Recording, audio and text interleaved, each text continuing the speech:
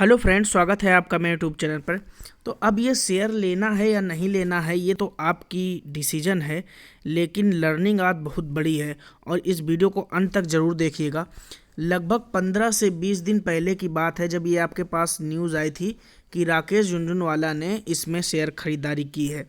उसके बाद आपने देखा होगा शेयर 40% तक उछले थे और नेक्स्ट डे भी शेयर लगभग 20% तक उछले। हालांकि करेक्ट होने के बाद वापस 250 के आसपास ट्रेड करने लगा था जी। अब सोचने वाली बात ये है कि इतना ज़्यादा उछाल के बाद आज फिर से 30% उछाल, लगभग डबल की कगार पर आके शेयर खड़ा हो गया है ये एक हफ्ते 10 दिन की ट्रेडिंग के दौरान। सवाल ये उठता है, क्या राकेश झुनझुनवाला को पता था कि सोनी के साथ जी का मर्जर होने वाला है? क्योंकि जब भी कोई बड़ा इन्वेस्टर इन्वेस्ट करता है तो उसको इंटरनल न्यूज़ बड़ी आसानी से मिल जाती है। रिटेल इन्वेस्टर तो रैली देखकर निवेश करता है। अभी आज इस वीडियो में रिव्यू करेंगे जी इंटरटेनमेंट के शेयर की। आपको इसमें क्या करना चाहिए, बहुत ध्यान से सुनिएगा। फर्स्ट टाइम चैनल पर विजिटर हैं तो चैनल को जरूर सब्सक्राइब कीजिएगा। देखिए, आपकी जगह मैं केवल राय दे सकता हूँ। हो सकता है कल ये शेयर आपको 500 की तरफ भागता हुआ दिखाई दे। बात को समझिए, हो सकता है कि कल ये शेयर आपको 500 की तरफ भागता दिखाई दे आने वाले कुछ दिनों में, लेकिन इसका मतलब ये नहीं है कि आप यहाँ पर अपना पैसा लगाएं। कारण अब मैं इसको इसलिए रिस्की मानता हूँ क्योंकि जी का सोनी के साथ जो मर्जर है उसके बाद 5.12% जो है 2 लाख से कम इन्वेस्टर जो किसी भी स्टॉक में इन्वेस्ट करता है उसकी होल्डिंग है। अब समझने वाली बात, ये न्यूज़ की तरफ आगे बढ़ते हैं। तो जैसे ही न्यूज़ आई आज सुबह कि सोनी पिक्चर्स नेटवर्क इंडिया के साथ इनका जी का मर्जर हुआ है, अभी जो इनका रीस्ट्रक्चरिंग की बात चल रही है, मार्केट के जो इनकी इवैल्यूएशन है वो दोबारा से होगी। संतोष मीना जो हेड रिसर्च स्वास्थ्य इन्वेस्टमेंट है, उन्होंने कहा है कि टेक्निकली विटनेसिंग ब्रेकआउट, यहाँ ब्रेकआउट की सिचुएशन ऑब्वियस सी बात है कि 300 को ब्रेक किया है और 350 की तरफ जा सकता है, उन्होंने ऐसा कहा है। देखिए, मेरी राय हमेशा थोड़ी सी डिफरेंट रहती है क्योंकि आप यहाँ देखिए, Zee entertainment stock hits upper circuits rallies 25% max Rakesh Jhunjhunwala 50 crore richer in week. वो 50 करोड़ का उनको एक हफ्ते में फ़ायदा हो गया। अब भैया उनको ये न्यूज़ पता होती है क्योंकि उन बहुत बड़े खिलाड़ी हैं, उनसे इन्वेस्ट कराया जाता है और उनको डील्स की भी जानकारी रहती है। ये सारी जानकारी हमारे पास नहीं रहती। कल को कोई और बात होगी तो वो भी न्यूज़ हमारे पास नहीं होगी। इसलिए मैंने हमेशा कहा है, बहुत जो ज़्यादा हाईलाइटेड स्टॉक्स हैं उनसे रिटेल इन्वेस्टर्स को कम से कम दूर रहना चाहिए।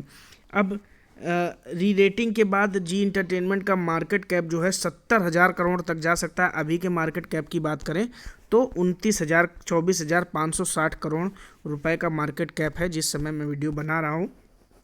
आज 30% चलने के बाद ये 30,000 करोड़ के आसपास आपको दिखाई देगा।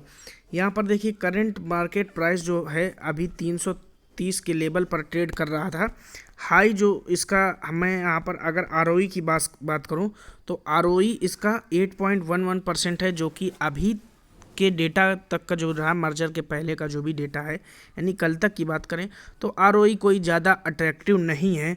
आरओसी यानी रिटर्न ऑन कैपिटल एम्प्लॉयड, ये भी कोई अट्रैक्टिव नहीं है, मुझे ऐसा लगता है। इंडस्ट्री पी 23 है जबकि स्टॉक का पी 25 पार कर चुका है। तो यहाँ पर अभी मर्जर के बाद इन सब चीज़ों का महत्व तो नहीं रह जाता। अब चलिए डेटा, इनके फाइनेंशियल डेटा पर जाते हैं। ये आपको कांस्टेंट दिखाई दे रही है सेल्स पिछले 3 सालों में। अगर आप देखें तो आपको एवरेज अगर इसका निकालें तो कांस्टेंट दिखाई देगा, ठीक है। उसके बाद अगर आप इसके नेट प्रॉफिट की बात करें, जो मेन इनका फीचर है, तो यहाँ पर आपको नेट प्रॉफिट इनका गिरता हुआ दिखाई देगा। मार्च 2019, 20 और 21, फिर यहाँ से रिकवरी, लेकिन कंसोलिडेशन एक तरह से एवरेज निकालिए तो वही आपको प्रॉफिट दिखाएगा। अब कंपनी के पास रिजर्व्स 9,998 करोड़ के पड़े हुए हैं, ये बहुत अच्छी बात है। 25,000 करोड़ की जो कंपनी हो उसमें अगर आपको 9,998 करोड़ के रिजर्व्स पड़े हैं तो बहुत अच्छी बात है। बोरोइंग्स इनकी 505 करोड़ की है, जो कि बहुत अच्छा डेटा इनका दिखाई पड़ता है। समझने वाली बात यह है कि प्रोमोटर्स की होल्डिंग बहुत ही ज़्यादा कम है, 3.99%, जबकि एफआईआईज़ की होल्डिंग 57.46% है। भाई साहब, एफआईआईज़ कभी भी बेच के निकल सकते हैं, तो इस स्टॉक में बहुत ज़्यादा रिस्क है। क्योंकि बड़ी कंपनियां जब बेचती हैं तो आपको वाकई में डेटा पता भी नहीं चलता, उनके बेचने के 1-2 हफ्ते बाद तो अब तक न्यूज़ आती है। उसके बाद गवर्नमेंट का स्टेक 0.15% है, पब्लिक 19.98, जिसमें इसमें जिसमें 19.93% पब्लिक का है। इसमें जो 2 लाख से कम निवेश करने वाले हैं उनका 5.12% है। मेरी उनको सलाह है प्रॉफिट बुक करके निकल जाने की। समझिए, समझदार बनिए, जितना कमा लिया है निकल जाइए। हो सकता है 500 की तरफ भगता हुआ दिखाई दे, उसका अफसोस मत कीजिएगा, जो मिल रहा है वो लेके निकल जाइए। 60-70% आपको इतने दिनों में।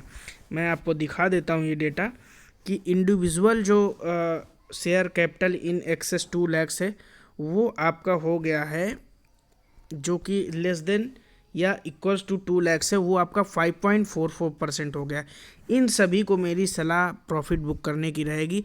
अगर आपको लगता है कि ये शेयर आप कह रहे हैं कि 500 की तरफ भगता हुआ दिखाई देगा फिर भी आप बुक कर लीजिए प्रॉफिट, तो आप 50% तो प्रॉफिट बुक ही कीजिए, क्योंकि मुझे ऐसा लगता है कि इतनी बड़ी न्यूज़ तो ये नहीं थी।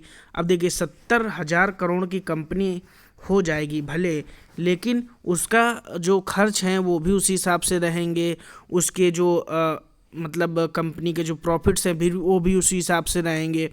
कंपनी का मर्जर हुआ है, कोई कंपनी रातों रात दिन दोगुनी रात चौगुनी तरक्की नहीं की है।